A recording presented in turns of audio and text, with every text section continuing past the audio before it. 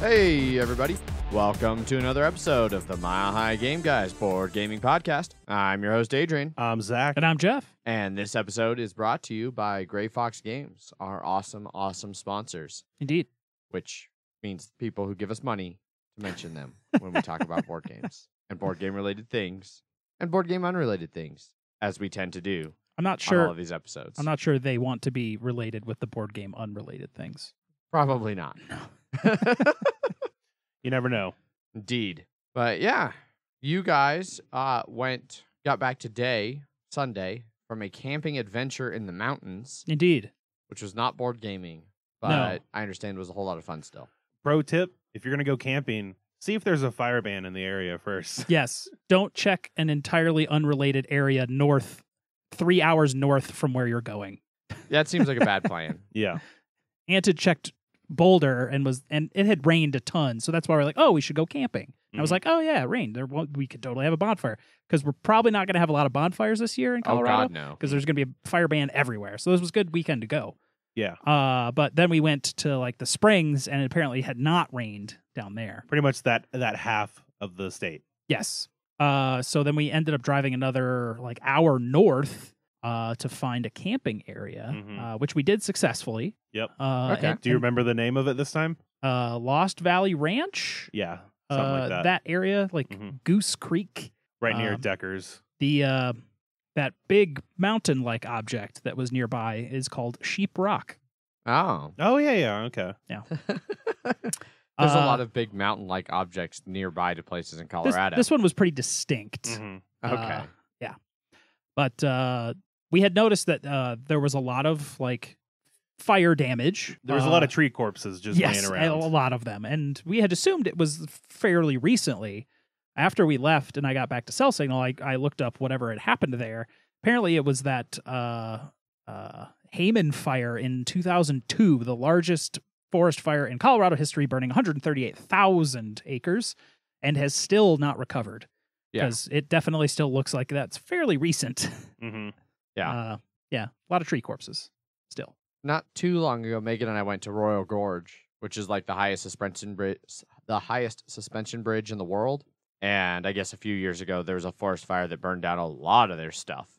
Didn't burn down the bridge, but like it ruined one of their like tram cars that crossed the canyon and a bunch of their outlying buildings and things. And, yeah, Gotcha. forest fires in Colorado, no joke. No.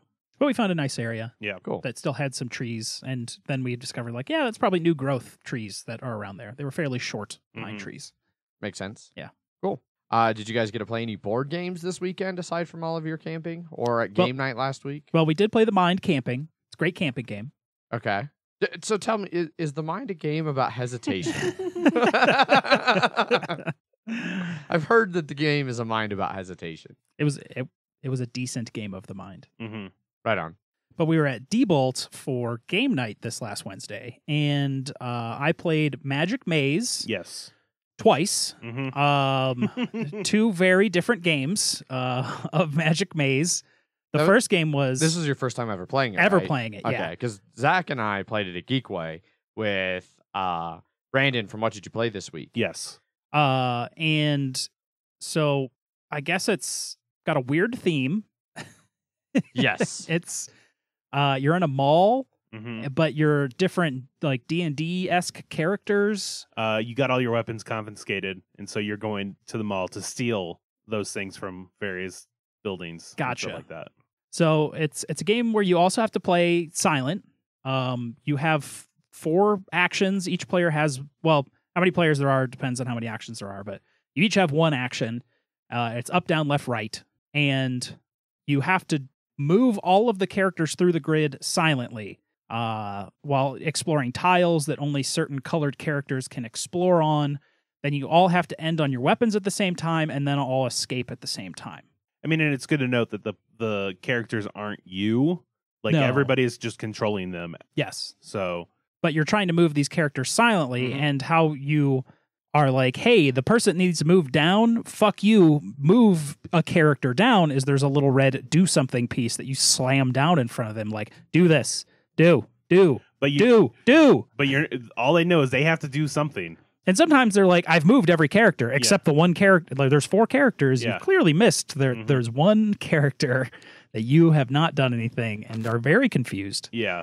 So yes, knowing that there's 4 characters and that to look at all of them at all times is quite critical to success. Very true. You guys thought it was fun to play with every expansion or something on the very first time. That was Paul. He wanted to play with basically the full base game. So all of the security cameras, all the little character specific areas and stuff like that, and also a lot of tiles.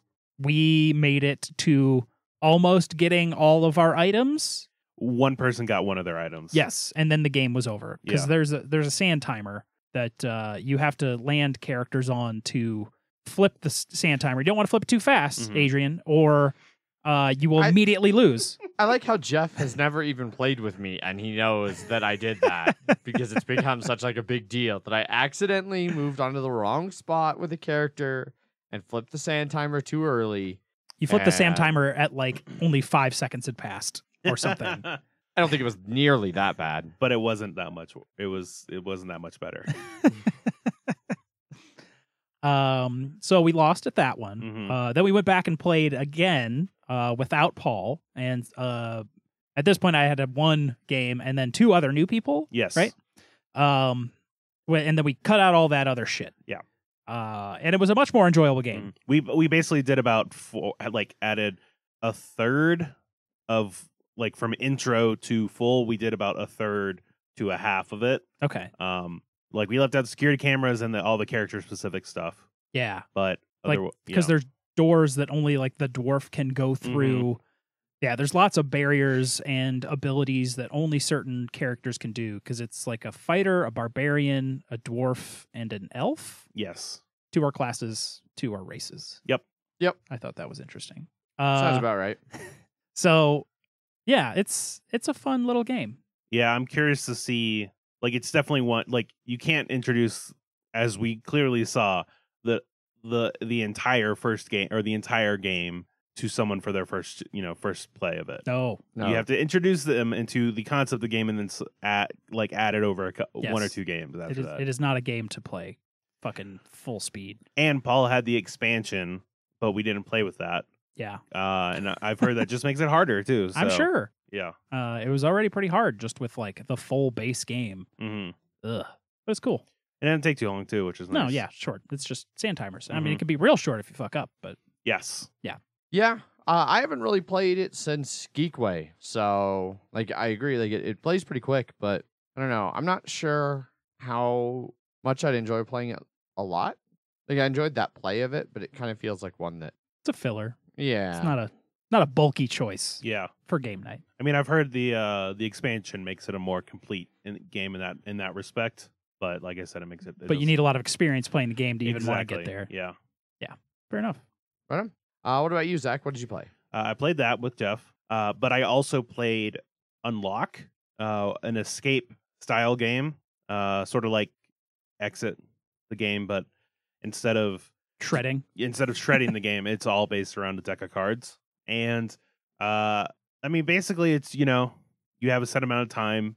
This I don't know if they're all like it, but I'm assuming like this one was it's 60 minutes to figure your way out. And like cards sort of, link together and you use them to find other cards and stuff like that. And there are, standard escape room style stuff. This one, the one that we played, we actually got split up into 2 teams. And one of us How many people did you play with? We played with 4. Okay. And I've heard that like for a lot of the other Unlock games, they're usually best at 4. Okay. But this one you could technically play with more because you get split up into 2. All right. In the beginning. And so it's like you can actually focus on other things more. And so it was a little interesting to have to deal with that because it's like I see people working on things and I'm like, I can't even look at that to try and figure out if I can actually help them or not. And there was one point after we finished where they were talking about one of the things they had a lot of trouble with. And I looked at it and I'm like, well, isn't it this? And then they're like, well, yeah, now that we... well, yeah. So it was... we enjoyed ourselves, but I liked the exit games more. Mainly, I think I just sort of felt constrained by the fact that this was just a deck of cards. Didn't have a lot of other cool No, bits in it there. had some it had some interesting things, but I don't know. I just felt like the exits wringed everything they could out of that box, and because of it, it's sometimes literally the shreds. box. Yeah. But this one, I mean, it's cool that you could that you can just pass it on to somebody else, a la time stories and stuff like that. But there are definitely things where we're just like, we know what we should be doing. We just have to figure, just getting the right combination of the things that we had to do was a little annoying in order to get it all right. But it does use an app, and then there are times, basically the app is a timer, but it also has this thing where you put in codes, and using those codes will help you get extra things. But you can also there are music cues or sound cues and stuff that will actually play into the game. All right. So I thought that part was definitely cooler than an exit. That's cool. Yeah. And I definitely what was the theme behind this one? This one, we got dropped on an island and we had to escape, basically. Okay. Or we had to figure out what was going on and then escape. So were you saying it's Lost, the escape game? Maybe. Maybe? Yeah. Was there maybe a tail section? I mean, we did get split up, like I said. Okay. So, yeah. Noted. Yeah. Yeah, it was. I definitely would play more of these, but How many are there? 6 right now, I think. Okay. And with Is that as many as there are exit, or is there 9 exit games? I think there's gonna be 8. There should be 2 more coming out soon. Okay. But whereas I'm right now and still oh, there are new exit ones. Let me grab it and then find people to play with. This one would be if someone was like, "Hey, do you want to play the new Unlock or game? a different unlock?" Sure, yeah, I'll do it. And I definitely know some people like this series more than an exit. Okay. So there's definitely some good there, but it felt more frustrating.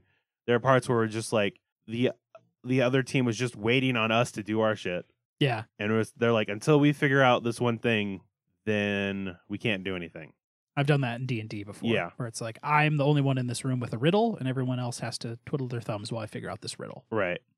It was not an easy riddle. No pressure. No pressure. No Jeff. pressure. But yeah. Seems unfortunate. Yeah. Bad at riddles. So good to know. Never send you towards a Sphinx. Helicopter? He's just jealous. Yeah. Yeah, that's what I played. Right on. For me, for actual board games, I got to play a game of Terraforming Mars with Megan and my mom, since she was in town, and it was kind of funny. The last time I got to play games with my mom was over Thanksgiving, and I tried to teach her and my brother Spirit Island, and I taught him Terraforming Mars and a couple other games. And Spirit Island did not go over well at Thanksgiving. Turns out that the game is a little bit heavier, and for people completely unfamiliar with gaming, that can be a bit much. So when there's a lot to think about in every round. Yeah. Of we need to kill this and push this here and then that and yes. Yeah, and then trying to explain how you do that, and then my brother, he kept being okay, so what card should I play? It's I don't know, what card do you want to play? Well, I don't even know what the fuck they do. All right, so let's play something else. And it's over. Yeah. But so I was setting up, Megan went and got Terraforming Mars. We were sitting and chatting and kind of hemming and hawing about what to do, and Megan just went and got Terraforming Mars. This is happening. And my mom was like, is this the game that I got so sick of playing at Thanksgiving? It's no, I'm pretty sure it was Spirit Island. You've played this a couple times. And so we set it up, and she had forgotten basically everything about the game. So we had to completely teach her from scratch again. She kept being are you sure this isn't the game that I got tired of? I'm pretty sure it wasn't. But after a couple turns, she got kind of into it, to the point where she even got tired of Megan getting a little bit gloaty about her lead, her very dominant lead. Were you drafting? Yes, we were drafting. Was Megan getting a lot of really good cards from your mom? I think she got some from my mom, but I mean, I got some from my mom. Fair enough. And I was doing a very good job of hate drafting Megan, and she was doing a good job of hate drafting me. Although, there were times when, I'd get the initial hand of 4 to pass to Megan's side, and it'd be oh, 3 of these are awesome plant cards that she's going to be able to play that I can't do anything with. Well, you can't hate draft 3 cards, so... This is accurate. She just got really fortunate with some of the card draws and things, and just the way unrelated things worked out. She started her starting hand, had 3 cards at a requirement of 3 ocean, 4 ocean, and 5 ocean, and she had the corporation that's ±2. And then my first play of the game was to drop an ice asteroid that placed 2 oceans. Right. And so she's like, oh, sweet. 2 of these are immediately open. Yep. Wow. And I think it was like kelp harvesting or something, Oh, yeah, which that is sounds about usually a pretty late Yes. card. And so, like, Jeff came over to get a sleeping bag, like, midpoint in the game, and he looked at it and he was like, oh, dear. It was looking pretty rough for everyone else in the game. Nice. Megan had a city almost completely surrounded by forests and had owned, I don't know, most of everything that had been put on the board at that point. Yes. She ended up getting 2 of the milestones, 2 of the 3 milestones, and she scored second on at least one of, if not both of the only 2 end game scoring the awards. Because we didn't get to the third, when nobody got a chance to place the third award. It's funny, like Jeff had left and we kind of wrapped up that turn, that round. And my mom was like, how much longer is there in this game? And we were like, well, because we were playing with a variant where you boost something at the end of every turn. Like at a minimum, or no, at a maximum, absolute maximum, if we do nothing else, the game will take 8 rounds before we max everything out. It ended that round. Wow. Nice. Temperature got raised like 6 and 2 oceans got placed all in 1 round. It was redonkulous. Megan ended up winning like 79 or something, and I had like 88. And then my mom, or no, sorry, 79. I had 68. Okay, I was gonna say. And you then need my to mom was redo down that at, math. and then my mom was down at like 50 something. So a little over 10 points between each player. But Yeah. towards the end of it, she was really enjoying it, had some fun with it, and then we went out and got drinks. But the other thing I played, completely unrelated to board gaming, that I will now officially, kind of hint that is coming. I started a D&D campaign, and the ultimate plan. Well, so this one was a one-off, like kind of a get to know each other, get familiar with each other's play styles, And with 5th edition, right? yes, and so it'll be a 5th edition D&D campaign with a good friend of the show, Wes, as the DM. Also friend of the show, Bob. He'll be playing, and then a couple other people from our local game group, Leander, Allison, and Clue, and then myself. And we are going to be actually doing this as a live play D&D podcast thing.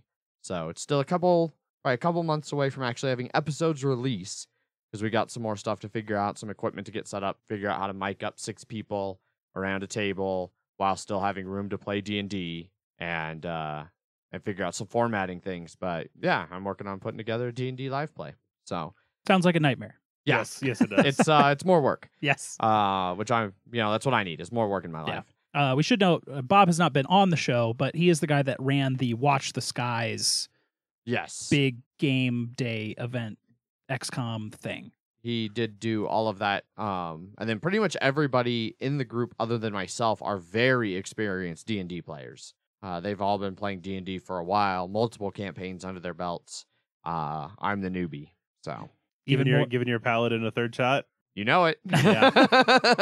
what's special about this paladin? I'm not sure I know Oh, the so it's- story. it's- We never found out because Yeah, exactly. No, and it's not going to be. It's not the same one in this one, because the Wes is doing a homebrew world. So I'm not pursuing some of the same things I was trying with my Pathfinder Paladin that went nowhere, or my 3.5 Paladin that went nowhere. So this is a 5th edition Paladin. It's a Tiefling Paladin. It's gonna be fun. Okay. Interesting. But yeah, so we did a one shot just kind of get used to each other's play styles and for everybody to actually formally meet. And in this play style, or in this one shot, Wes managed to kill 2 out of 5 of the player characters. So he warped them off into some other plane where they died in like 2 turns, and the rest of us went, well, fuck that, we're leaving. I mean, sounds about right. We just watched 2 of our friends get warped away, and we're out of here. So it was a lot of fun. I really like the group. I think we're all really on the same page with our play styles, and I think everybody's got some really interesting characters. And so I look forward to starting to put that all together and get that out there. So stay tuned. I'll be posting and talking about it more and more as it actually gets closer to those starting. We do have a name. It's the Mile High Dungeon Delvers. So MHDD to go with MHGG. And then I don't know. I'll have to find some other MH something show to start, and eventually I'll just do a show every night of the week. God. Edit every day, record every night, until I just shoot myself. Like we said, most content. Yeah. Yeah. So, but yeah, that was a lot of fun, and so that's all I really been played. So, I think that kind of wraps up all of that. Jeff, is there a bloody minute this week? There is. Bloody minute. What? What? It's been so long. Yeah. So, this was the War Bosses versus We Are Stronger Together, which is a Chaos Pact team. It's kind of a conglomeration of a bunch of evil races: Dark Elves, Skaven, Orcs, Goblins, Chaos, everything. So it has access to a lot of weird stuff. But they all hate each other. So their big negative is if they want to move the ball from one race to another, they have to roll a 2+ due to animosity. I don't think it ever came up in the game at all, but that is a thing that can happen. Right.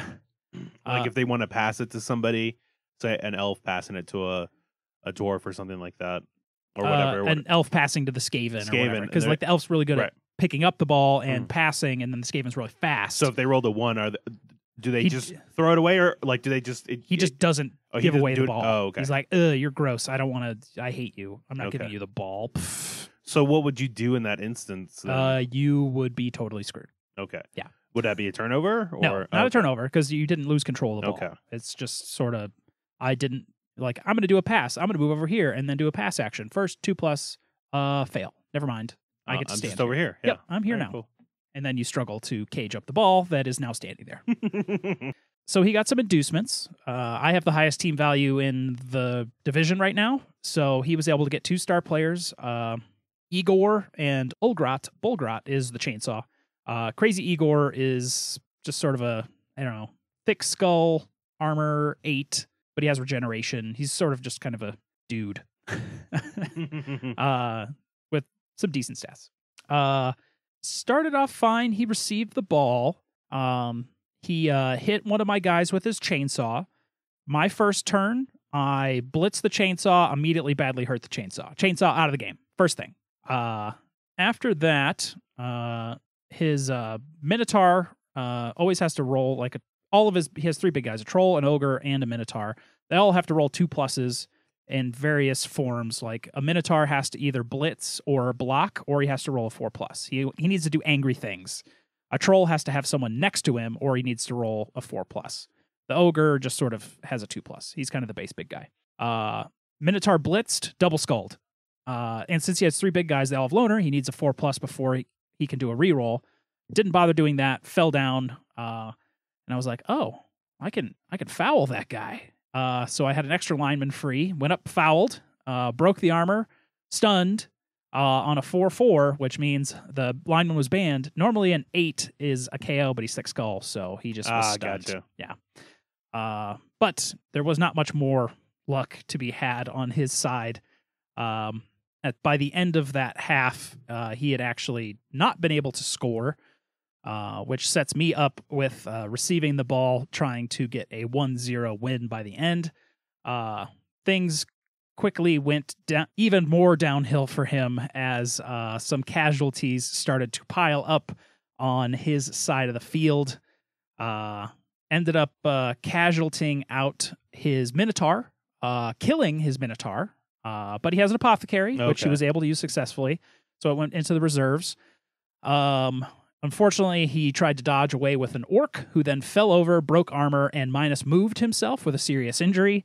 Ugh. Yeah. Gross. Just trip and fucked up his ACL or something. Yes, exactly. Then pulling up the he had a Marauder get dodge, which is basically just a human. That one I also -moved in the game. By the end of the game, I had also badly hurt his goblin, which means he couldn't 1-turn touchdown because the goblin has the right stuff, which means a big guy can throw the goblin into my end zone. It was overall not a pretty sight for him by the end of that game, with me getting 5 total casualties, and technically he took 6 due to his orc falling over his own feet, but I don't get credit for that one. Oh, that's a bummer. Yeah. It was not a casualty caused by what I had done. His Igor had ended up getting casualtied out, but regenerating by the end. During the second half, at the beginning of the second half, we had a riot. Riot means the turn markers can move around. So if it happens at the beginning of a half and no one's taken a turn, everyone loses a turn. If it happens at any point in the middle of the game, there's a 50-50 if it goes up or down. And then if it happens at the end of the game, it goes back one. Right. So we had one at the start of the second half and one at the end of the second half. So we lost a turn and then gained a turn. So it all came out fine in the end. But we don't know that's going to happen when you set up the line. So he was expecting just a kind of a one turn. He ended up having 2 turns, which is time enough to score. If you're actually set up to be able to do that. Yes, which we were not. But he was able to get, but he still set some guys up on the line to smash dudes. He attempted to get a marauder around the side into scoring position, but I had sort of covered him, and it was sort of a miracle play if it could happen, but it thankfully did not. Gotcha. Which I ended no up, miracles here. No, ended up winning 1-0 on this one. And then I play another orc team next week. Are you going to play that one at work as well? I have no idea. Today's the last day of the round, so. And then we only have 3 more games. It's going to be Who's currently leading? in my division. Sure. Well, there's 3 divisions. Not me. Yeah, it's like 2 wins, a loss, and a draw. So it's sort of been like meh. I'm not doing too bad. Right now, I'm not sure if everyone's finished their round for the week yet, but I'm sitting in second place with 16 points.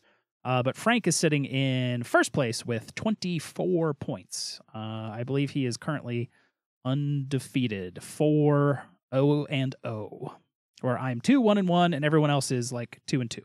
But it looks like there's still. Oh no, yeah, it looks like the week's complete. So I'm sitting in second place. That's not bad. No, the only reason I'm there is because I have a draw. And that was David and I's fun game of 0-0. I did take a miss next game on a Black Orc, so I'll be running into the next game once again down a player. Hooray. That's unfortunate. Yeah. Oh, and I did talk to Ant about like international play in like the NAF rankings, and it was hard for him to get like world ranked. Because in Europe, like in the UK, there are weekly tournaments that you can go to. So those people that are like worldwide ranked, like super high, are playing like 50 plus tournaments a year. And so they have like 130 games on him. So his national rank is still very high, but it's much harder to get that worldwide rank here in North America. Did immediately start going like, how much would it cost to live in the UK? Yeah, but Ant is very good at Blood Bowl. That's basically the answer. Now we move on to news, because that's what happens after the Bloody Minute. Indeed. News does traditionally follow orc murder. Yes.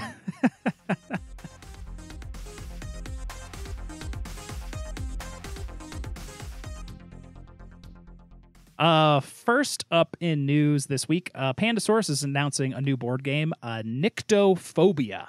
Did anyone actually look up what Nyctophobia is? Fear of the Dark? Is it Fear of the Dark? Okay. I feel like that's what Nyctophobia is. I could be wrong. My feelings are not always accurate. It is. Extreme or irrational fear of the night or of darkness. Correct.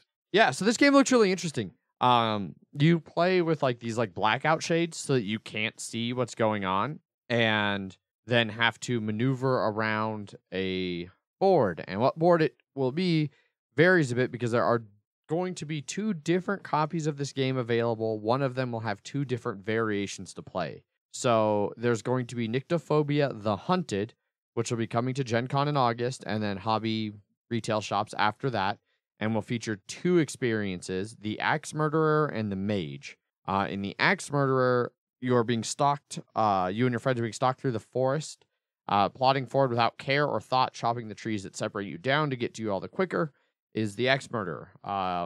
It's the most basic and carnal of the experiences, they say, for this one. And I don't really know how you win. They don't really talk about that. Yeah, there isn't a lot of information. No. The Mage is the other one of those experiences in The Hunted. And in that one, the mage, it says it's not enough for her to hunt her victims, messing with their mind, manipulating the forest around them, and leaving her opponents more lost than when she found them is her aim. She'll rotate the map, move trees around the forest, and generally try to confuse the players. So that's going to be the main retail version. The hunted with axe murderer and the mage is the two variants to play with. Then there's going to be Nyctophobia Vampire Encounter, which will be an exclusive Target game that'll be coming out in Target in August. And in Vampire Encounter, there's a vampire that's kidnapped one of the players and brought them under its control. And then it's up to the other players to rescue that NPC familiar and bring them back to safety. But the vampire can control the familiar and the player who's leading them out of the forest. So if you look at the board from the pictures they have, it's got like places where you're going to have little rows of trees that are going to build like a maze on the board. And then you've got little round tokens that are going to be your player pieces. And I can see that one of them's like got a smooth top, and then one in the back corner's got like a notch across it. So you feel the difference between the two player pieces. And so I'm assuming you got to kind of like solve your way through this like maze somehow, depending on which one of those variants you're playing will kind of affect more what the bad guy does. But I'm not 100% sure. I don't know. It seems kind of cool. I like the idea of having to play a game almost entirely by touch. I think that sounds interesting. I'm a little bit reserved on it just because the last unique style Pandasaurus game was Coaster Park, and that did not turn out well. I know it's not by the same design or anything like that, but yeah, Coaster Park didn't work. No, objectively. Yeah, I am kind of with you. I'm cautiously optimistic or interested. They'll have it at Gen Con, it sounds like, so hopefully we're going to give it a try there and see if it's actually something that's fun and interesting enough. I just hope the glasses can fit everybody's head. Yeah, that might be a problem. Child size only. That's well, I'm surprised they went with like glasses and not like a blindfold goggles, like the sleep mask things that you like slide down. I don't know. It might change. I don't know if that's a final copy or something, but yeah, it's hard to say. Yeah, because I also feel like glasses, there's more opportunity to see around them. I mean, it'll be fine. I'll just wear my own sunglasses and then it'll be okay, right? Yeah. Sure. Zach's really good at this game. He's been able to find his way out without feeling around once. Yep. I immediately just finished it. It's just, I just was like, oh, yeah, it goes right here. Yep. I'm very intuitive that way. I see it with my mind's eye. Yes. Sorry, my head's eye, which are my eyes. But yeah, that's Nyctophobia. Next up in news, that super awesome fan-made My Little Scythe is getting a full-ass retail edition of, like, full production. Like, holy shit. Now, it doesn't have the My Little Pony theme. No, and thankfully, it doesn't. You're telling me you're not full-on brony? That might restrict the fan base that would be willing to purchase this game. Yeah. But I know that there's a decent amount of people that want to get it for their kids and stuff like that. It is definitely a family-friendly Euro. But this one's going to have the full backing of, I think, Stonemeyer's publishing it, right? Yeah. Yeah. It looks, it's super cool that it's getting a full polish and release. With minis. Yeah. And it's 1 to 6 players. It looks like it'll be played in like 45 minutes too. That's not bad.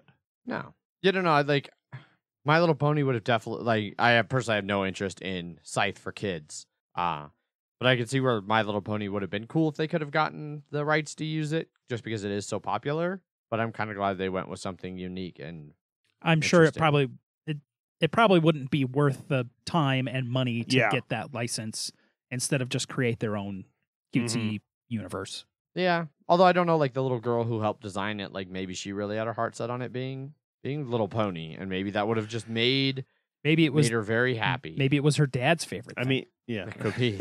I'm pretty sure you just hear in the background saying it's like it can't be My Little Pony. Burn it all. Just burn. Yeah. It's really cool though. I feel like it's one of the few instances of someone's like, "Hey, look, I made this cool like alternate version of this, fan version of this game," and then they're like, "This is good. What? I like it." Yeah. Yes. I guess the only other example we might see is the Caverna race expansion. Oh, right, yeah. That one was, I think, heavily influenced by a fan-made thing too. Yeah. No, but it's really cool of them to embrace it. Yeah. pre-release at Gen Con. So we'll probably see it right around Gen Con. Yeah. And it comes out on later that month. So Mhm. it's not out at Gen Con. See you in 6 months. Yeah. Next up in news is Fantasy Flight has announced the Star Wars X-Wing miniatures game 2nd edition. I played a little bit of X-Wing when it first came out, Okay. and then I stopped as soon as the availability of expansions was getting ridiculous. It would release and then it would be sold out forever, and all of those things would be super popular, and I was just done. I didn't want to do it anymore. That makes sense. Yeah. But Because it was super popular when it first came out. Yeah. So this one, they're making a 2nd edition. It looks like they'll be releasing conversion kits along with the first wave of Oh, expansions. that's good. So Yeah. I was a little worried that they're Yes. just fuck your hundreds of dollars spent. No. Start again. They're releasing huge conversion kits for everything that came out in the first edition. So everything should be able to carry over with some modification. They're adding in a new size of ship, medium. There was just kind of small and large, Millennium Falcon. Before, I guess they had the super big ships too, but I'm not sure if those The ones. Carillion Cruiser Yeah, the or whatever it's blockade called. runner. Yeah. But there was kind of all different sorts of scales that you could use in the game. It seems like the starter box is just going to have pretty much the same it had before: 2 TIE fighters Mhm. and an X-wing. They're changing around some of the rules on some of the base ships, balancing some stuff out. They've haven't really said exactly what it's going to do, but they're going to add the Force as a mechanic in the game, which wasn't really there before. They're going to be spinning off all of the new movie stuff. Yeah. So the First Order and the Resistance are going to be spun off into their own factions. The Scum and Villainy is going to get the same conversion kit stuff. There's a little bit more detail on the exact changes that you can see on their website. One of the new releases that they had announced is actually going to be released as a 1st and 2nd edition ship. It's going to have stuff for 1st edition and 2nd edition out of the box because it's going to be right on the line of that release. Yeah, that makes sense. Interesting. Yeah. So it seems like they're doing it well. And it looks like they're also going to have a squad builder app and website. Yeah. Which is good. Those are always nice to have with your army builder-esque games like this, because there's a lot of bits and bobs you can throw on there, like concussion missiles and enhanced targeting systems and Darth Vader. I don't know. Would I want to pick this up starting in a new 2nd edition? Maybe, but I've definitely wanted to try it out. yeah. I just know the only time it came out at game nights was at anniversaries, and people were like, let's do ridiculous battles that take 5 hours. Yeah, And and it's not just matches. Yeah. Yeah. Looks cool. Yeah. I was worried when I first saw this that they were, like I said earlier, that they were just going to be like, okay, let's just redo this whole thing over again. I like mean, they did with card games and stuff like that, but I'm glad that they are not doing that. they are already re-releasing some of the old ships in the new 2nd edition boxes. Yeah, that makes so sense. you can buy more X-Wings and Y-Wings and TIE Fighters and TIE Advanced, and that was always the hard part. Some of the stuff would go out of print, and then you'd be like, I need to find a TIE Interceptor, and then you just couldn't find one for under double MSRP or something ridiculous. I think it's gotten a lot better more recently, but by then it's been there's 58 ships out there and blarg. Right. Yeah. New starter set, new edition. Now's the time. To get The future's the time, Jeff, when it Yes. comes out.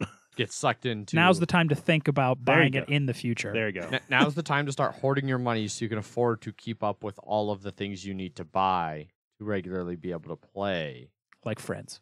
Yes, and money helps with getting friends. It does. Just buy all their X-Wing stuff for them, and then Just buy all the Imperial stuff Mhm. and all the Alliance stuff, and then you can just give them and play against them. Yep. And crush them. Mhm. Because they have no idea how to play. and then they'll get frustrated and leave, and then you're just stuck with 2 factions, and you're just playing with yourself. You just buy new friends. Yeah. Next up in news, there is yet another game from the long line of Arcadia Quest, Riders Flash, coming to Kickstarter. This looks like, I don't know, chocobos? Oh, it's like mounts basically. Yeah. But like the interesting thing about this one is that they are doing what they call a flash Kickstarter. So it's only going to be 5 days long. I've seen some like pretty short ones recently. From them? No, Yeah. just like in general. No, yeah. Like 8 days Yeah, or something. but I mean, for them, it'll be 5 days, and there will be no stretch goals, and all the extras and stuff will be available from the start of the campaign. So when it first opens up, you're going to see exactly everything that you're going to get. It's refreshing. Yeah. Now, it doesn't say it's not Kickstarter exclusive stuff. Yeah. But some could say it's a step, like a timid toe in the right direction. Yeah. Yeah, and I haven't played much Arcadia Quest. Yep. That's another one where it's like, I'd be interested in trying it, but a friend who has it has so much. Yes. It can be overwhelming. I'm trying to figure if I have. I mean, I know it's Adrian's favorite art style, so Oh, yes. I do love me some chibis. I think I played it at Gen Con for their little festival thing. They're like, yeah. Well, I know I played it there, and it might have been you I played with, but Because it's Cool Mini, right? yeah, the gameplay was okay, but yeah, I don't like that art style at all. Yeah. It was some sort of like semi-competitive, like trying to defeat monsters, and then you could also hit each other. I think we were playing it to try and get points for the promo store, if I remember correctly. That's exactly makes what we were sense. doing. It was like, demo our games and earn tickets, and then you can exchange tickets for promos. Because Blood Rage had released that same day, and we were like staring at Blood Rage, thinking like, Well, I oh, wasn't. I was looking at Zombicide. That's true. I wanted more Zombicide stuff back Yeah, then. I wanted to play Blood Rage, but Blood Rage was always full. I also got to play their like area control, not area control. What's the like League of Legends and stuff? What's that style of game? MOBAs? MOBA. They're like MOBA board game. Oh, the Tide. yeah, Yeah. the ocean ship fighting one. Oh yeah. Yeah. Would you play the first or second edition? I think it was the first edition. Okay, I've heard this second edition fixes a lot of the problems that the first had. Gotcha. MOBAs aren't my thing, so it didn't super interest me. I've spent some time. I played one or two games with AI / a friend, one game online, and I was like, uninstall. I didn't play League of Legends. I played a lot of Dota, a lot of Dota 2, a lot of Mhm. Heroes of New Earth. I got somewhat good. Not great. Okay. Okay. Ant, also very good at MOBAs. He's probably one of the top people I know that has spent the most hours in Dota. I would not be surprised. Like a holy shit amount. Anyway, that wraps up news. That's it for news. Next up is the wide world of Kickstarter, which we have a couple. First up in Kickstarter is Mr. Cabbagehead's Garden. Well funded, 15,000 of its $5,000 goal, 642 backers. About 3 weeks left for this one, which you can pledge for a mere $19. Yeah, so this is a super weird looking game. The art style is bizarre.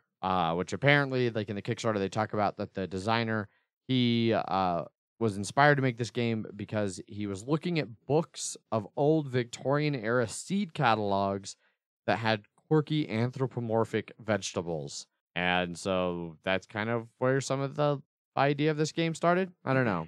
I can see that. Yeah, I see some of the neighbors that, there's a, is that a tomato dude? A carrot? So, but it's weird that they're harvesting vegetables and they are Vegetables. Yes. Yes. That's that whole Pluto and whatever the dog is that doesn't speak in Disney. Yeah. What's his name? Well, I thought Goofy. Pluto- No, Goofy and Goofy and Pluto. Yeah. They're both dogs. But like one of them's a dog and the other is like a A person. dog person. Yeah. I like that they even embrace that. They featuring anthropomorphic vegetables, planting ... vegetables.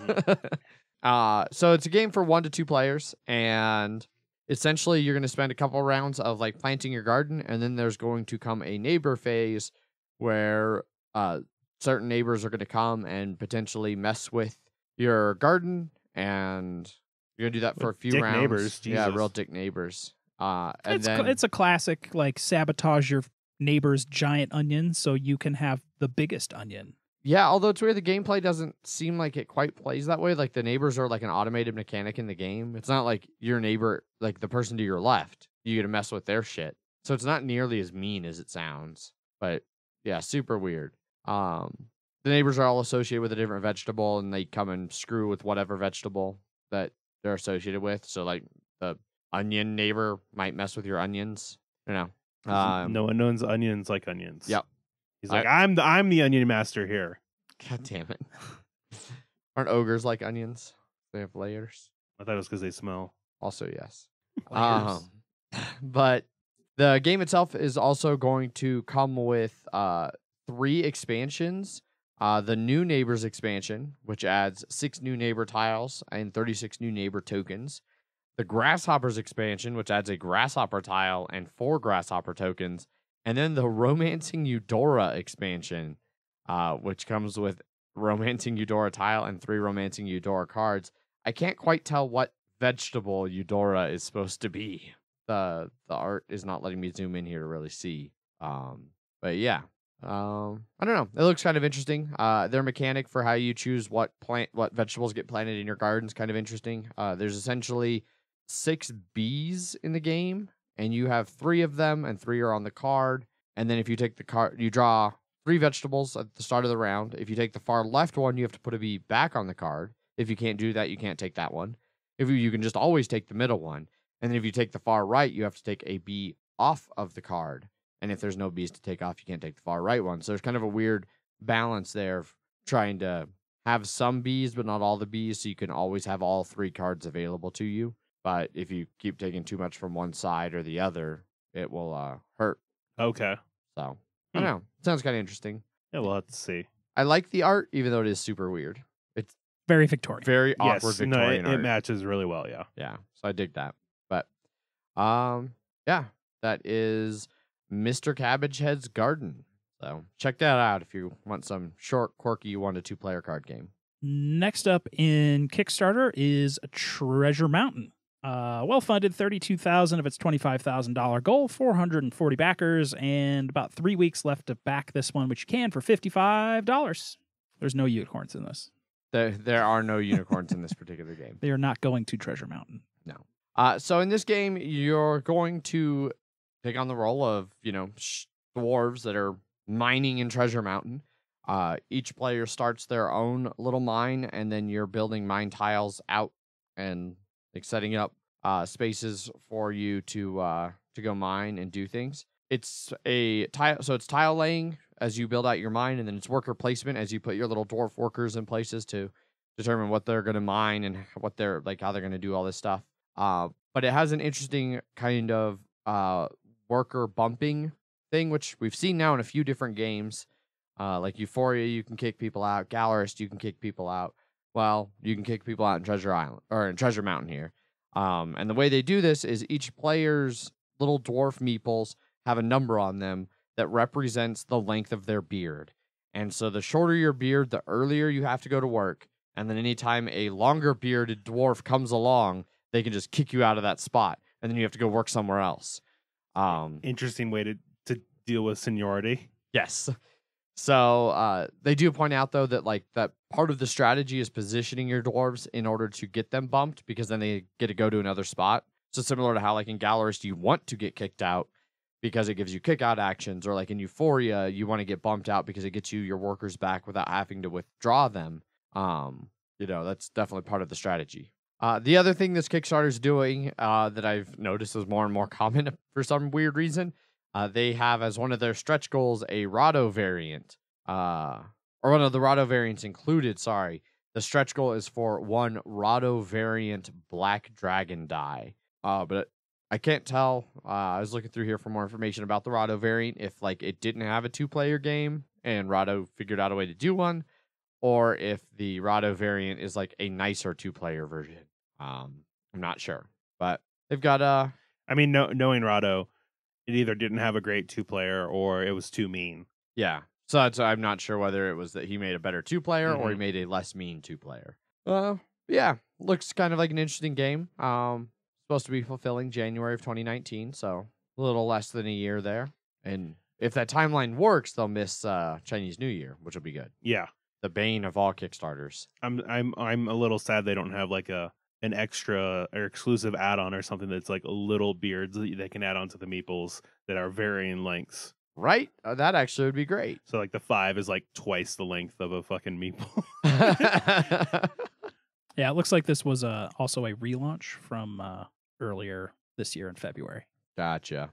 I mean, not surprised. It seems to be doing better now, I'm assuming, than it did last time. It has a much smaller goal currently. I think Gotcha. their original goal was like 20 or 50,000. It looks like they went through and lowered the cost of all their stretch goals too. Okay. Like their first stretch goal was at 40,000 previously. Now it's down to 35, and then 45 down to 40, 50,000 down to 45, 55 down to 4750 or 47,500. So on and so forth. Their 60,000 or well now $50,000 stretch goal is a $25 add-on for custom metal coins. So Everyone loves those metal coins. yeah, they got a ways to go before they'll be getting metal coins though. So It's good because they have a lot of weeks left. true. So that's Treasure Mountain. Check it out if you want a tile laying worker placement with dwarven beards of varying lengths. Yes, very critical. Next up is Tricky Tides.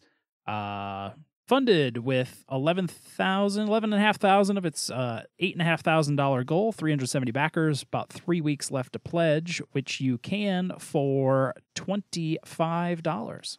Yeah, so this is predominantly a pick up and deliver game, but has a little bit of trick taking to help determine turn order and the direction that you can move your ships. So the first part of the game, you play a navigation card that will determine your turn order and the direction your ships can sail. Then you can move your ships in the highlighted directions during the set sail phase. Then you can either pick up or deliver goods. So you can pick up all of the goods of a single color. Or if you have all the correct goods, you can deliver the ones required to fill an order, which is kind of interesting the way you could be at an island that might have white, purple, orange, and green cubes on it, but you only take all of one color. Well, then you still might be trying to track down, the right cubes to play 1 purple and 2 green to fulfill an order, or 3 orange and a purple. And so you're going to have to make multiple stops collecting excess cubes in order to reach those. And then you're going to count up your gold from your completed orders and any bonus gold from monster sightings that you find. And whoever has the most gold at the end wins. And it also looks like there's an advanced version that brings monsters into it, basically. Yeah, they're more they go from being just like if you see monsters that are on your cards, you get a certain amount of money to like they actually affect the game. Like the octopus can move goods between islands, and the shark can eat goods off of the islands. I think that's called a land shark. Right? Maybe the goods are people. Candygram. There you go. Yes, Candygram. God. That's a really old SNL reference. Yes, it is. Yes. But yeah, I kind of like the art, especially for like the monsters. Yeah, I'd agree with that too. I like that they have the limited edition like laser cut monsters and anchor tokens that are on like wood, and so the monsters are etched in there. That looks really cool. Yeah, for the deluxe edition. Yeah. I mean, yeah, as long as they actually look like they do in the pictures, like if they have enough, because it's it's basically black and white in that, and so if there isn't enough contrast and detail, it'll just look like it's just a piece of wood. True. The ones they show there is the demo ones look good. No, yeah. Like I said, as long as they look like those, yeah, then that would be good. Truth. So yeah, another pretty short little simple 2 to 4 players, 30 to 45 minutes, pick up and deliver type game. So check that out if it sounds interesting. Next up in Kickstarter is Empyreal Spells in Steam. Just funded $89,000 of its $75,000 goal, 1,001 backers, and a bit over 3 weeks to pledge this one, which you can for $65. So this one is coming out from Level 99 Games, and it's a train game, which means that, as somebody pointed out in our Slack channel, it will put Zach and I to the test. Zach, can you enjoy a train game if it has actual theme and art and components? Adrian, can you still enjoy a train game if it's got anime? And we're not sure what the answer to either of those questions are. Yeah, I mean, I'm willing to find out. And, Yeah. Especially with the components and shit that they have, especially for the deluxe edition. It looks nice. So the way the game's going to play out is everybody gets a unique company that have different strengths and weaknesses, And then you're going to work on expanding your network out across this board, and then delivering resources around the board to build infrastructure and get bonuses. And then you can improve your train companies like capabilities by hiring workers and things like that. And yeah, I don't know. It sounds kind of interesting. It doesn't sound like it's not 18xx, Yes. but with anime. right. That's what I was going to say. It's not a train game. No. It's a game with trains. It looks to be a little bit more engine buildy, which I'm cool with. Yeah. And The engine's already built, so train car building. Yeah. And looking through it for the most part, the art doesn't come across to me as overwhelmingly anime, like Argent or Millennium Blades did. Like Millennium Blades, I totally understand that. Yeah. It's yeah. Any of the cards actually have a person on them. The art design of the people looks super anime, but the rest of it is just kind of a weird, I mean, kind of cool art style. we should mention that this is the same world as Argent. Oh yeah. Yeah. I mean, they're pretty much all. I think they're all sort of in the same world. Yeah. Hence the same style. Mm-hmm. The deluxe edition looks redonkulous with painted resin goods for each of the main 240 resources. Yeah. And the original, like, they love to have ginormous player mats in their games. Millennium Blades and Argent, they're both really big. Yeah. This one, they're made of heavy chipboard instead of thicker paper, but then they're actually embossed with the company logos, and they actually fold so it fits in a 10 by 10 square. Yeah. Still, the fact that it's folding into 10 by 10 inches is still, right. Yeah. They show a picture of like all 6 players out basically in a board, and it's just like that takes up a lot of space. Yes, it does. Yeah, the deluxe edition is quite a bit pricier at $100. Yeah. But if you want, you can just pay $350 and get like everything. Yeah, I was gonna say you get the World of Indyne's collection, which is Empyreal, Argent, and BattleCon, along with a giant map. So Yeah. Yeah, definitely. I mean, I definitely would try this one. Yep, I'm definitely interested in checking it out. It looks and then like watch it. Both of us hate it, and Jeff's the only one that likes it. And Right. It's just like, what is going on? what is happening? What is this living nightmare that we are currently doing? Because it's actually just Blood Bowl somehow. Yeah, all right. now Jeff's interested. Uh-huh. Where are the trains? The trains are fighting each other. The trains never came. And now we fight. Now we fight. This train is gonna go for it. 2+. Yeah. But yeah, that's Empyreal Spells and Steam. Check it out if you want a anime train game or a train game with anime, whatever the case may be. We will find out. We'll report it. The last Kickstarter we're talking about today Mm-hmm. is Tales of the Northlands, the sagas of Noggin the Nog, which Adrian has talked about in the past. Indeed. Super, super excited about this one.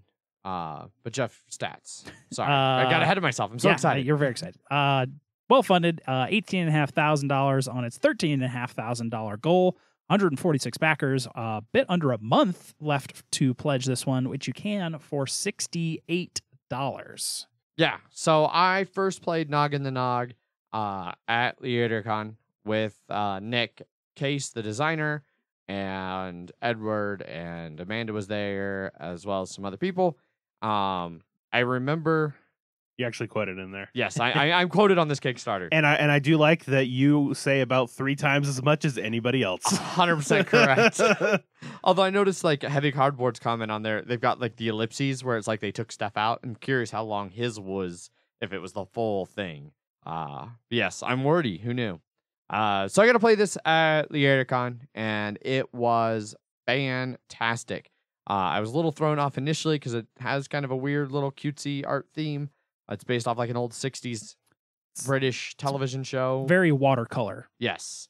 And then the game ended up being really good and really like tense gameplay, and it's semi-cooperative in some ways. Like you kind of have to work together on certain things, but you're definitely competing with each other. And yeah, it was just fan-frickin-tastic. So I've been looking forward to this Kickstarter for a long time, and I knew that it was coming out supposed to come out this morning, and like Nick had reached out to me to like give a little blurb to throw up on the Kickstarter, which is there.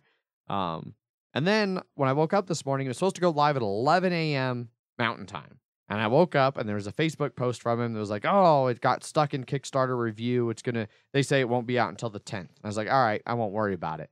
And then I was browsing Facebook later in the day and somebody's like, oh, sweet, I got one of the last deluxe editions. And I went, what? And signed on. And sure enough, all of the single deluxe editions were gone. And there were 2 of the double ones left. So unfortunately, the deluxe editions are all gone for this Kickstarter. They went quick.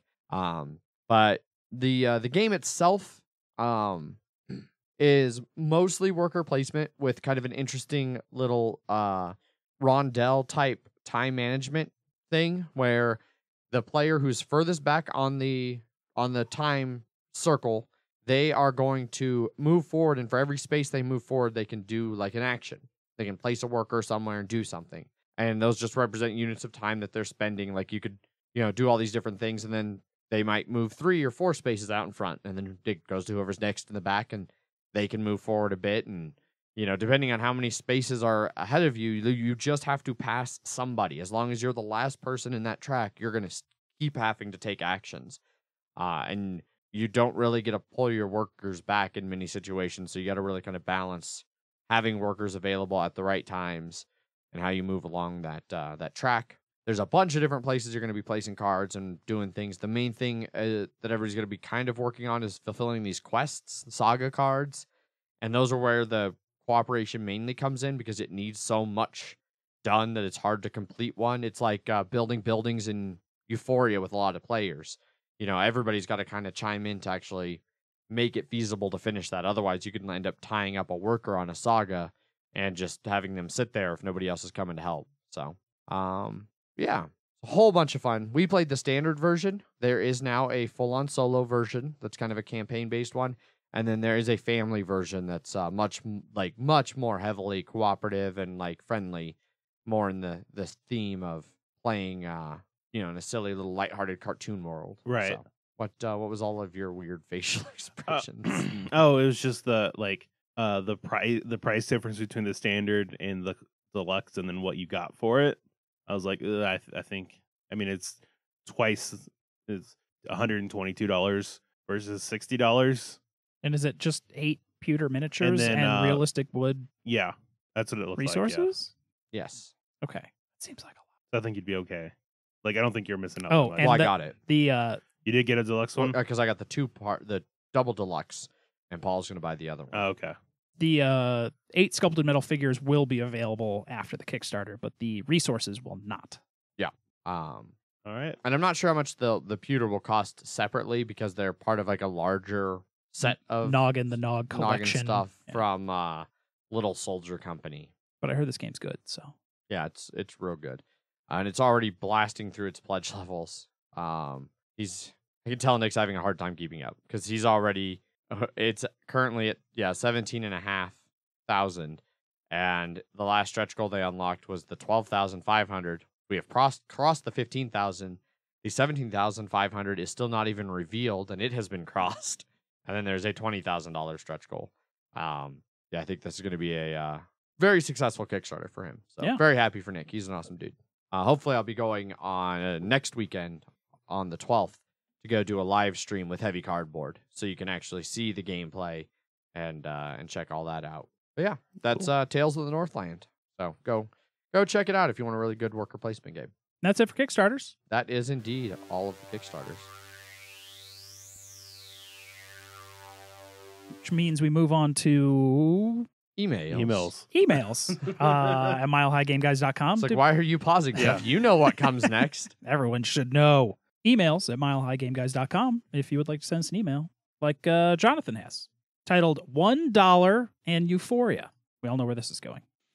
Hey, Mile High GGs. I think everyone's just trying to Mess with us? Yes. I just pledged $1 on Patreon. Why? Because fuck you. That's why. Jeff commented last week that Craig was your first listener from New York, but that's only because you stopped reading the Lisboa giveaway emails. This is true. It's mostly because we're now regularly hitting an hour and a half Yeah, time constraints. Yes. Maybe we'll just do an extra episode. Just like fucking flush through them all. If you hadn't, you would have had knowledge about 5 months ago. Knowing is half the battle, so you're already starting at a 50% disadvantage. And really, Buffalo is more like South Canada. Anyways, they're probably still buried under a glacier from the lake effect snow. Probably not wrong. Yes, I believe I've heard about that for Buffalo. Now that I'm done with the preemptive strike against the inevitable $1 roast, which is coming later, on to board games. Euphoria is currently my top game logged plays outside of party games, Snake Oil, or short fillers, mostly due to the fact that it's my wife's favorite game. She's really into drugs. That came out wrong. What I meant to say is she really likes the idea of using drugs to not have to feed your workers, and that your goal is keeping them dumb and happy. I've noticed that we've played it significantly less since the presidential election, though. It's probably because the dystopian theme hits a bit too close to home recently. We've played quite a few times at 2-player, and it's definitely a bit more swingy than I'd like at the lower player counts.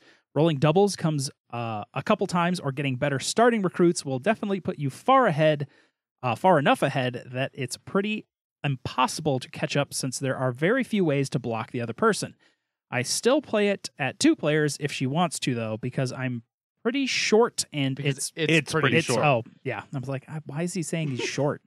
Because it's pretty short, and it's pretty awesome to have her ask to play a game sometimes instead of worrying about if she'd rather be doing something else when I'm always the one asking. At 4+, I'm definitely happy to play it as a relatively short worker placement game. It's also taught me that while my wife is not a sore loser, she is awful at winning. Last time we played 4 players, she ended up winning while having a single worker for most of the game, which is impressive. We tried to stop her. It's in my wedding vows that I won't go easy on her in board games. But she managed to pull it off about 2 turns before I would have placed my last star. It was a couple months ago, and she is still bragging about it. At least she knows she earned the victory. Regarding trading, I totally didn't know that was a thing and have played this game 10+ times. It didn't feel like anything was missing or that it would have added much to the game, but I'll bring it up next time we play. Anyway, I hope the email and $1 pledge have sustained Jeff enough that he won't have to eat for a little while, and you can save your oranges to trade for bricks next turn. That's just drugs. He has drugs. So I have drugs. Yeah.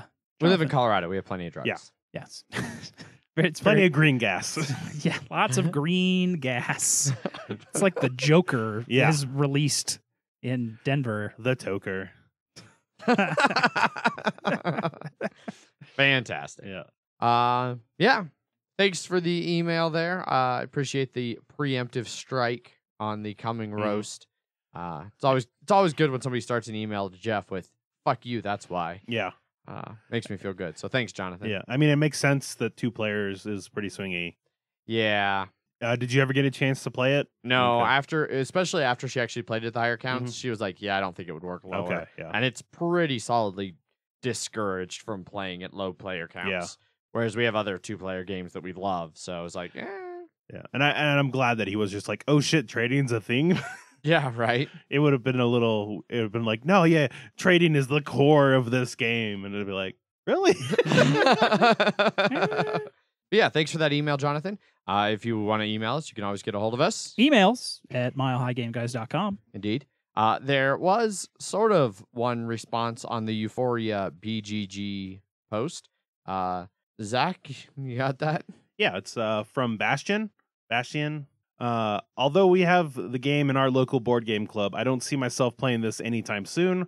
This stupid song ruined it for us Europeans. And then he links one which you have to, like, you can't just click it. It didn't. Well, yeah. I don't know if that's just an American, like maybe that. I don't know. So the song is from Eurovision. Yeah. 2012. Mhm. She was on like the American Idol of Europe. Yeah, the artist was Loreen. The American Idol of Sweden. Mm-hmm. Swedish Idol 2004. It's not Swedish American Idol. No. And that's probably why it's restricted. Oh, right. That makes sense. Yeah.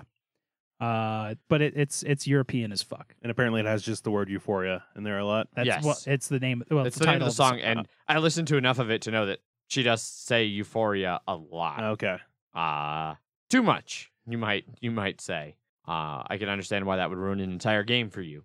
You had to listen to that song regularly. Eurovision, however, very entertaining. So, if I could hire somebody to make a really shitty song about Food Chain Magnet, And then get it to play on air Eurovision? all the time. Yeah. Well, no, because it'd have to be something where I'd hear it. Like, Okay. I'm not going to hear it if it's on I'm going to force Eurovision. you to watch Eurovision all day, every day. Even But though then it it's has to one- become a popular pop song in America, so he Mhm. has to listen to it Yeah. all the time Yeah. Mhm. at every shopping mall. Yeah. Food chain. I don't know. That's not it. All right. First note: Adrian cannot sing this song. You could have just stopped at Adrian cannot sing. Like that would have been also true. We I wanted left to you an out, and you're just like, "Nope, I'm good." Close that door. Oh, geez. But yeah, so check out that song if you care to hear a really, really shitty song about euphoria. Unless it's just not your thing, but Fair enough. We did have some changes over in the wide world of Mile High Game Guys Patreon. What with that $1 pledge that Jonathan mentioned, you know, he gave us there after listening to the Euphoria review, his most played game that wasn't filler or party. So yeah, thank you, Jonathan, for pledging $1. We appreciate that. Do we though, Jeff? Yeah, I'm sitting here like waiting. Yeah. I thought I was just I gonna thought let him Jeff was run ready. until Uh-huh. of course I am. No, because fuck Jonathan. Uh huh. Matt raised his pledge. Well, I was going to come to that. No, after I'm going to bring it up Jonathan. now. Fuck you. You took too long before. Now I'm riled up about Jonathan and his piece of shit. I really need to go back and figure out what his disaster story was. Uh-huh. I could rip into that real good Yeah. and maybe say he deserved it now. You're the but- disaster. Yeah. Yes, you are the disaster. What's it, 12 cents an episode at this point? Matt did the math, and Mhm. so Matt increased his pledge after in the Slack channel. He was like, I did the math, and he's like, correct me if I'm wrong, but 8 episodes a month divided by $1 a month is 12.5 cents per episode, right? I was like, yeah, it sounds about right. And he's like, I'm gonna bump my pledge, and he bumped it to $5, so he's still paying less than $1 an episode. But that's a lot of content for the pennies. Yeah, Pennies. mere cents. Mere tiny, tiny cents. Downside is he probably put us over that pledge level to have to do video now, I think. Again. Oh. Well, Adrian's doing video shit soon. Yeah. So the D&D. The D&D's not going to be video. So Oh. it's going to be a live podcast. Oh, okay. So it'd be audio story. Oh, Well, now you need to set up a camera. yeah. Well, you eventually I pledged do $1. want to set up a camera, but I don't have enough. I don't have the right camera. Out of setup get focus to the 6 side. different people. Yeah, there we go. I'll just throw my GoPro up above. It'll be a fisheye of the top of our heads as we play D&D. Tilted wrong. So. It's like way off. Yeah. But yes, thank you both, Jonathan, for pledging and Matt for increasing your pledge. We certainly do appreciate it. It means a lot to us. So Yes. at least to some of us. I don't know how much it means to Jeff. Depends if it's 12.5 cents worth to Te- Jeff. depends if it's $1 or not. So anybody else who wants to support us over on Patreon, we're patreon.com/milehighgameguys. You can also interact with us over on Twitter. I tweet under @MHGameGuys. I am Zach_MHGG. And I am Jeff_MHGG. You can go join our guild number 2731. We also have Facebook and Instagram /milehighgameguys. So you can get a hold of us over there as well. So a while back, we talked on our Kickstarter segment about City of Gears from Gray Fox Games, a neat little area control game where you're going to be placing out gears and tokens and building robots to help take over this city.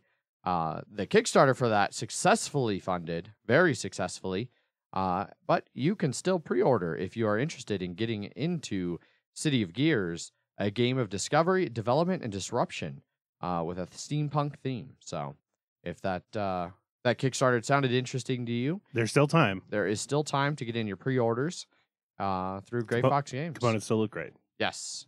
They did mention recently that it might be at Geekway as well. Ooh. Yeah. We will also be at Geekway. Maybe we'll play it with them at Geekway. I can learn who these people are that gave us money. Yeah. We're going to try to put together actually the entire Gray Fox podcasting like thing. All the shows they sponsor are all going to be at Geekway.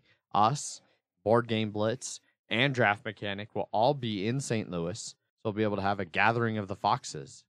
So, Jeff, do you have a prepared statement for Gray Fox Games' end of this discussion of their game that people can go get? Gray Fox Games, quality games, cleverly crafted. And my favorite quote, it's only when I'm cheating death on the battlefield, the only time I feel truly alive. Are you going to be able to find... There are so many quotes. You have no idea. You're right. I don't. I do not. I don't even actually know who Gray Fox is in the Metal Gear series. I just assume some ridiculous character. He's a cyborg ninja. So, okay, I was right. The original cyborg ninja. The original cyborg ninja. Fantastic. Yes. So, yeah. Thanks, Gray Fox, for sponsoring us. And you guys can all go check out City of Gears if that one still interests you. Yeah. Thanks, everybody, for tuning in. As always, I've been your host, Adrian. I am still Zach. And I'm Campin' Jeff. Bye. Bye. Bye.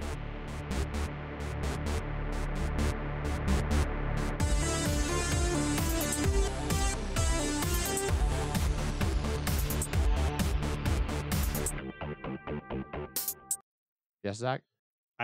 No, it's okay. I had the wrong one picked up. It was Tricky Tides or whatever, and I was like, what is going on here? I was reading the Where's Adrian getting all of this? I was reading the newest question that somebody put up on BGG.